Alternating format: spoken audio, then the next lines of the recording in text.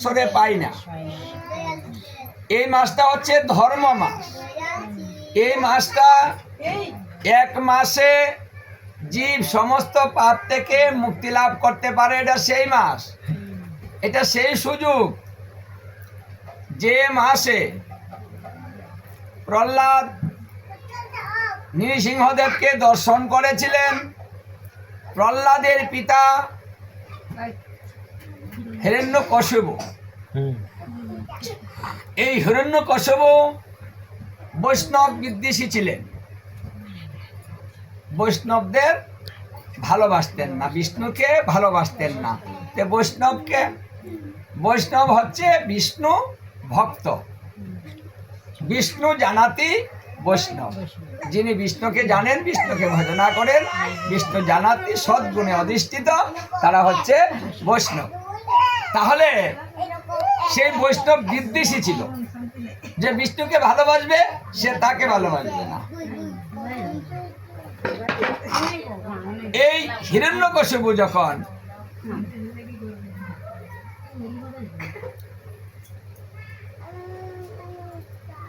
কঠোর তপস্যা করেছিলেন ব্রহ্মা, সেই ব্রহ্মা তপস্যার কারণে হিরণ্যকশিপুকে দর্শন দিয়েছিলেন।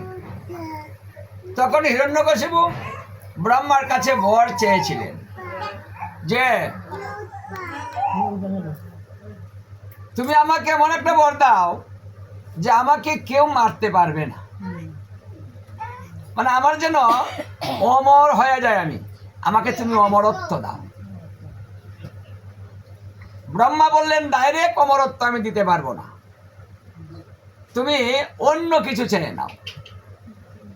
তখন সে বলল যে তাহলে আমাকে এমন একটা বর দিতে হবে যে আমাকে যেন কেউ মারতে না পারে। আমি দিনে মরবো না, রাত্রে মরবো না, মানে কোনো বারে মরবো না।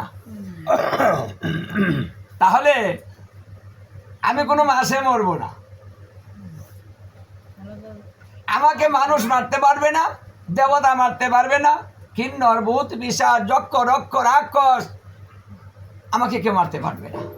মানে কোনো জীবের দ্বারাতে, কোনো পশুর দ্বারাতে আমি আক্রান্ত হব না, আমাকে মারতে পারবে না। আকাশে নয়, পাতালে নয়, ভূমিতে নয়, কোনো অস্ত্র দ্বারাতে নয়, আগুনে নয়, জলে নয়, এমন একটা বর তুমি আমাকে দাও। এখন হিরণ্যকশিপু ভেবেছে আমি যেটা চেয়েছি এই বরটা যদি পাই তাহলে আমাকে তো আর কেউ মারতে পারছে না, আমি তো এমনি অমরত্ব লাভ করে ফেলবো। ব্রহ্মা তখন এই বরটা দিয়েছিলেন, তিনি বলেছিলেন তথাস্তু, আমি তোমাকে এই বরটা দিলাম, দিয়ে দিলাম। এখন এই বরে বলিয়ান হয়ে হিরণ্যকশিপু দেবতাদের অত্যাচার শুরু করে দিয়েছে। আমাকে তো দেবতারা মারতে পারবে না, মানুষ মারতে পারবে না, দিনে রাত্রে কখনোই মারা যাবো না, হ্যাঁ, অস্ত্র দিয়ে মারতে পারবে না, তাহলে আমার চাইতে আর বড় তো কেউ হতেই পারে না, তাহলে দেবতা আমার সামনে কিচ্ছু না। তাই তিনি দেবতাদেরকে অত্যাচার শুরু করে দিলেন। দেখুন, সব কিছুর শেষে একটা ব্যবস্থা থাকে, কারণ এই পৃথিবীটা মরণশীল, এই পৃথিবীতে কেউ অমরত্ব লাভ করতে পারবে না। স্বয়ং ভগবান শ্রীকৃষ্ণ অনাদিরাদি গোবিন্দ সর্বকারণের যিনি পরম কারণ, তিনি যখন পৃথিবীতে এসেছেন তিনিও থাকতে পারেননি, চলে যেতে হয়েছে। কারণ এখানে নিয়মই এটা, যে আসবে তাকে চলে যেতে হবে। পাওয়ার যতই হোক, থাকা যতই হোক, বর যতই লাভ করুক, কিন্তু সে থাকতে পারবে না। তাহলে তাকে ধ্বংস করার জন্য স্বয়ং বিষ্ণুকে আসতে হয়েছিল, কারণ আর কেউ তাকে মারতে পারবে না।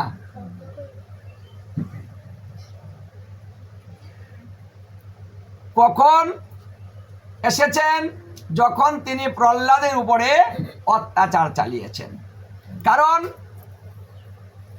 ভগবান সেটা সহ্য করতে পারেন না, যদি মানে তার ভক্তের উপরে, বৈষ্ণবের উপরে কেউ আঘাত করে, কেউ তাকে কষ্ট দেয়, তাহলে সেটা তিনি সহ্য করতে পারেন না। যার জন্য ভক্তের উপরে বেশি আঘাত হলে স্বয়ং তিনি এসে সেই ভক্তকে রক্ষা করা। তাহলে প্রহ্লাদকে তিনি রক্ষা করেছিলেন কিভাবে? যখন সে বলল যে তুই সব জায়গায় ভগবান দেখিস, বিষ্ণু দেখিস, আমি তো দেখি না। বলছে তুমি তো ওটা বুঝোই না, তুমি তো ভাবোই না, তুমি বিশ্বাসটাই করো না। কারণ ধর্মটা হচ্ছে বিশ্বাস। যার বিশ্বাস নেই তার আবার ধর্ম কিসের? বলছে তোর ভগবান কি সব কিছুর মধ্যে থাকে রে? বলছে হ্যাঁ থাকে। কারণ বিষ্ণু শব্দের অর্থ হচ্ছে সর্বব্যাপী, আর যিনি আছেন তার নাম হচ্ছে বিষ্ণু। যিনি নারের মধ্যে বাস করেন তাহাকে বলে নারায়ণ। কারণ নারের ভিতরে কিন্তু ভগবান বিরাজ করেন, এই জন্য নারের আকারে নাম নারায়ণ। তাহলে বিষ্ণু যদি সব জায়গায় থাকে, তাহলে এদিকে ফটিকের স্তম্ভের মধ্যেও আছে, বলছে আছে। তখন কিন্তু এই ফটিকের স্তম্ভটা পদাঘাত করেছিলেন হিরণ্যকশিপু। ভক্তের বিশ্বাস এখানে আছেন তিনি। এই যে বিশ্বাস, এই বিশ্বাসটা যেন নষ্ট না হয়, সেই কারণে আর ভক্তকে রক্ষা করতে হবে, সেই কারণে তিনি আবির্ভূত হয়েছিলেন। সেটা ছিল এই মাস, যাকে অধিক বলা হয়। হ্যাঁ, অধিক মাস, অধিক মাস মানে এই মাসটাকে অধিক মাস বানালেন। যে আমি ওই যে মাস দিলাম, এটার নাম হচ্ছে পুরুষোত্তম মাস, এটা অধিক মাস, তার নাম দেওয়া হলো পুরুষোত্তম মাস। এদের বলা হয়েছে যে ওই যে মাসটি আছে সেই মাসের মধ্যে মরবে না, তাই একটা নতুন দ্বিতীয় একটা নাম আবিষ্কার করে দিলেন, একটা দিন আবিষ্কার করে দিলেন। হ্যাঁ, আর এটাই হলো ভক্ত রক্ষক ভগবান, ভক্ত বৎসল ভগবান, ভক্তকে কৃপাকারী ভগবান, শত্রুকে নিধনকারী ভগবান বিষ্ণু।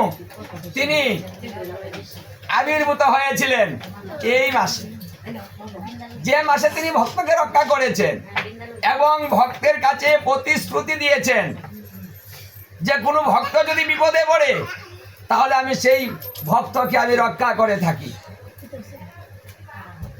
এটা সেই মাস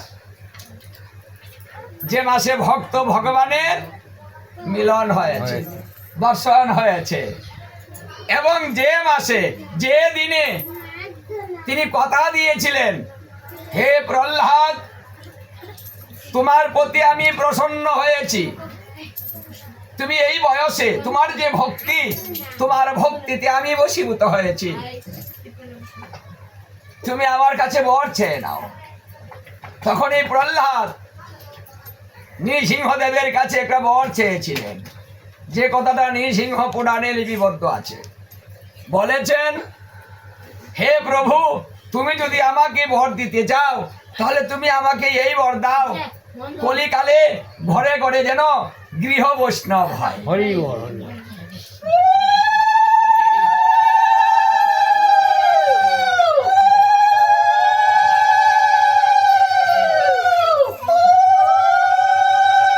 দেখুন বৈষ্ণবের প্রাধান্য কত বড়। তিনি বর চাইলেন যেন ঘরে ঘরে বৈষ্ণব হয়। বিষ্ণু বললেন, প্রহ্লাদ, তোমার জন্য তুমি কিছু চাও, আমি তো তোমাকে কিছু দিতে চাই, ঘরে ঘরে বৈষ্ণব হলে এতে তোমার কি লাভ? তুমি তোমার জন্য কিছু নাও, যা চাবে আমি তোমাকে তাই দিব, নাও। দেখুন তাহলে ভক্তের স্বভাবটা কেমন। ভগবান দিতে যাচ্ছে আর ভক্ত নিচ্ছে না। আমরা তো চাই, দেও দেও, আরো দেও, আরো দেও, ঘরটা হয় নাই, আরেকটা দেও, জমি আরেকটা দেখা দেও, দোকানটা বাড়াইয়া দেও, আরো দেও। হ্যাঁ, খালি আরো দেও, আরো দেও।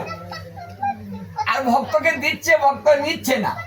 সে বলছে, না প্রভু, জগতের কল্যাণ হলে, সবাই যদি ভালো থাকে তাহলে আমি ভালো থাকি।